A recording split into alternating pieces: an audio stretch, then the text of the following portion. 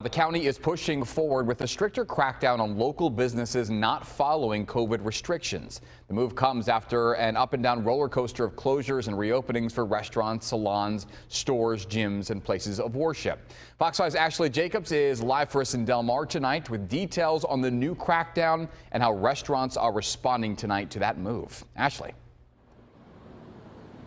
Andrew, good evening to you. In a meeting today, the Board of Supervisors, with the exception of one member, voted to increase enforcement when it comes to people violating the COVID-19 public health orders, and that includes adding members to a team of people out searching for violators.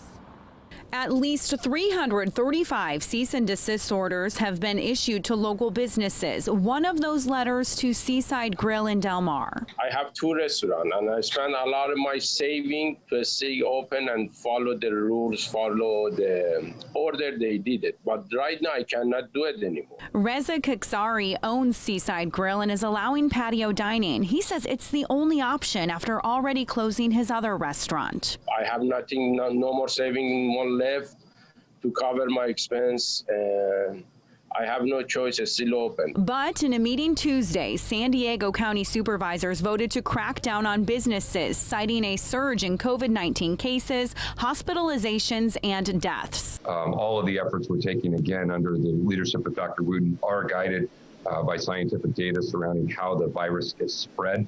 And I agree that our enforcement should be consistent. So the county will add members to a safe compliance team. About 40 people will tour the county addressing current compliance complaints and searching for unreported violations. I think the biggest challenges, at least from my district, are the inconsistency of how it looks in enforcement, how mom and pop shops are the target while other big boxes aren't the target, and the inconsistency of the transparency of why we're doing what we're doing. Supervisor Jim Desmond is the only board member against increasing enforcement and said he wants to collaborate to find other solutions. But I will not be silenced, and when I see oppression, arbitrary closures, or discrimination against anyone or any organization, any business, any school, or any church, I will question it and call for change. Meanwhile, Seaside Grill owner Reza Kaksari says he'll keep serving customers. His decision driven by love.